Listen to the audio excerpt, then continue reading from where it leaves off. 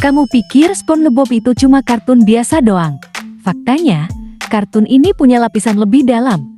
Soal kerja Rodi, kapitalisme, sampai krisis identitas. Iya, dari spons kuning bisa segila itu. Pertama-tama, kamu harus tahu kalau tempat tinggal SpongeBob, yaitu Bikini Bottom, itu kemungkinan besar terinspirasi dari bikini atau sebuah lokasi nyata di Lautan Pasifik yang dulu jadi tempat uji coba bom nuklir oleh Amerika Serikat. Antara tahun 1946 sampai 1958, lebih dari 20 bom nuklir diledakkan di situ. Nah, karena itu, ada teori yang bilang, makhluk-makhluk di SpongeBob tuh sebenarnya hasil mutasi dari radiasi nuklir. Makanya tingkah mereka absurd banget. Spons bisa kerja, Bintang Lat bisa hidup nyaman di bawah batu, dan Gurita main klarinet. Bahkan beberapa fans percaya SpongeBob dan teman-temannya mewakili efek samping psikologis dari kehidupan pasca perang. SpongeBob kecanduan kerja dan pelarian dari kenyataan, Squidward depresi dan eksistensialisme, Patrick ketidaktahuan massal, Mr. Krabs ketamakan ekonomi pasca krisis. Dan kamu pikir semua itu kebetulan? Dunia SpongeBob emang sengaja dibikin kayak realita yang udah rusak. Versi laut dari dunia kita yang lagi kacau. Ada restoran cepat saji di bawah laut Krusty Krab. Tapi pelanggannya cuma ikan-ikan random yang bisa makan burger tanpa roti atas. Terus rumahnya Squidward bentuknya patung kepala moe artefak Pulau Paskah.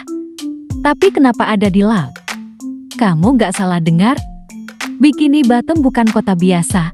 Dia kota absurd yang nyimpen banyak hal gila kalau kamu perhatiin bener-bener. Setiap karakter utama di SpongeBob kelihatannya lucu dan berlebihan. Tapi kalau diperhatiin lebih dalam, mereka tuh mewakili tipe-tipe manusia dengan konflik yang relatable banget. Cuma dibungkus dengan cara yang absurd. SpongeBob, misalnya, dia tipe orang yang terlalu semangat kerja, sampai-sampai kelihatan gak peduli meski dikerjain, dibentak, atau dijahatin. Ini bisa dibilang bentuk dari toxic positivity, selalu bahagia secara berlebihan sampai gak realistis. Dia terlihat kuat, tapi kadang itu karena dia gak sadar realita. Squidward mewakili orang-orang yang punya mimpi besar, tapi harus ngelakuin pekerjaan yang gak dia suka demi bertahan hidup. Dia frustrasi, sensitif, gampang marah, tapi sebenarnya bukan jahat. Dia cuma capek. Karakter ini paling realistis dan paling nyentuh, apalagi buat penonton yang makin dewasa. Patrick, kebalikannya.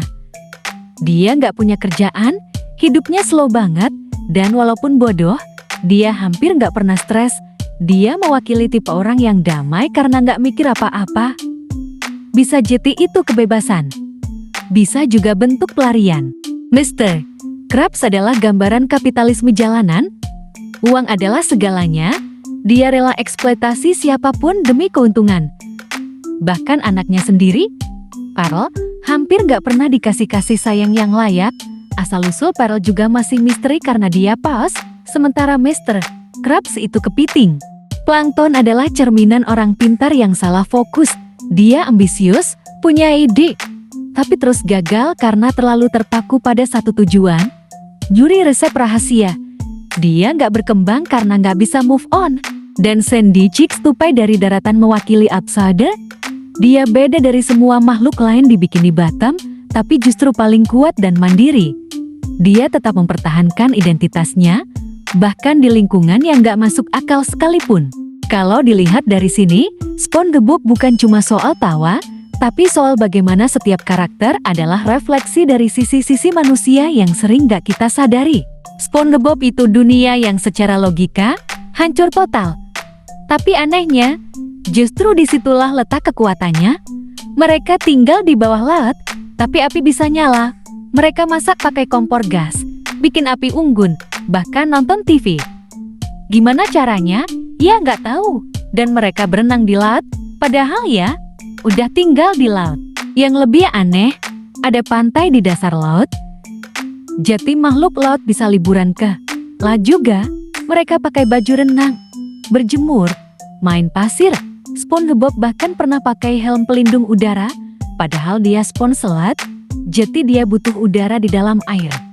Udah mulai gak nyambung, kan? Tapi mungkin justru itu tujuannya. Dunia SpongeBob dibikin supaya otak kita nggak bisa nempel ke satu logika doang. Semacam latihan untuk melihat hal dari sudut yang beda.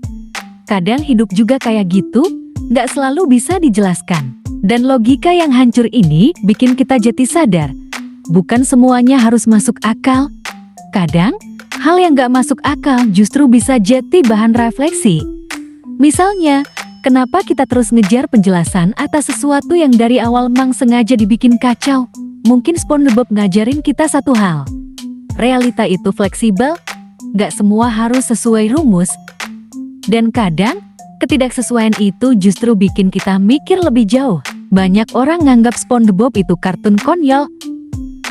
Tapi kalau lo perhatiin baik-baik, banyak banget episode yang nyelipin humor gelap, kritik sosial, bahkan sindiran yang gak cocok buat anak kecil. Salah satu contoh paling terkenal itu episode Red Mist alias Squidward Suicide. Memang ini creepypasta alias cerita buatan fans, tapi aslinya terinspirasi dari bagaimana karakter Squidward sering digambarkan punya gejala depresi. Dia kesepian, gak punya teman, hidup di lingkungan yang bikin stres, dan gak pernah dihargai. Bahkan dalam beberapa episode, dia nangis sendiri di rumah atau melamun sepanjang hari. Bukan cuma lucu, tapi cermin kehidupan nyata. Episode Rock Bottom juga sering dianggap sebagai metafora kecemasan sosial. SpongeBob nyasar ke tempat asing yang bahasanya beda, orang-orangnya aneh, dan dia nggak bisa pulang. Dia panik, frustasi, dan terus gagal. Banyak yang bilang ini gambaran orang yang mengalami culture shock atau bahkan serangan panik. Ada juga episode waktu SpongeBob kerja terlalu keras sampai stres sendiri karena perfeksionisme. Dia nggak berhenti sampai semua kerjaan dianggap sempurna, tapi malah jadi kacau. Ini relatable banget buat anak sekolah atau pekerja yang sering ngerasa harus jadi serba bisa, tapi akhirnya malah kelelahan sendiri. Dan kadang, pesan gelap itu diselipkan di lelucon kecil. Kayak saat Patrick bilang "I can't see my forehead", kedengerannya tolol. Tapi itu kalimat absurd yang sering dianggap punya makna eksistensial. Lo nggak bisa ngeliat diri lo sendiri dengan jelas, lo cuma bisa ngerasain. Kalimat sepele yang bisa jadi dalam banget kalau lo pikirin. Jadi, SpongeBob itu nggak sesimpel tampilannya. Ada humor yang ngena ke hal-hal yang sering kita alami, tapi nggak semua orang sadar. Dan justru karena dibungkus lucu, pesan-pesan ini lebih gampang nyampe ke otak tanpa bikin kita merasa digurui. Kalau dipikir-pikir, karakter di SpongeBob itu kayak dikasih jalan hidup yang gak adil, tapi mereka tetap jalan, tetap hidup, meskipun arah hidup mereka kadang gak jelas. SpongeBob kerja di tempat yang sama bertahun-tahun, digaji murah, sering dimarahin, tapi dia tetap bangun pagi, siap kerja, dan selalu bilang "I'm ready". Dia gagal terus di tes menyetir, bahkan udah ribuan kali, tapi dia tetap nyoba, gak pernah kapok. Di satu sisi, dia bisa jadi simbol semangat yang keras kepala. Tapi di sisi lain juga, nunjukin betapa kadang kita nggak sadar udah terjebak di rutinitas yang sebenarnya nggak berkembang. Squidward punya mimpi jadi seniman. Tapi sampai sekarang, dia masih kerja ngelayanin pelanggan di restoran cepat saji. Setiap hari dia dihina, dikacangin, dicuekin, tapi dia tetap hidup, tetap main klarinet walau jelek. Ini bentuk realita pahit buat orang yang punya passion tapi nggak dikasih ruang untuk berkembang. Intinya, masing-masing karakter di SpongeBob tuh punya jalannya sendiri. Nggak semua bahagia, nggak semua sukses, dan nggak semua bebas.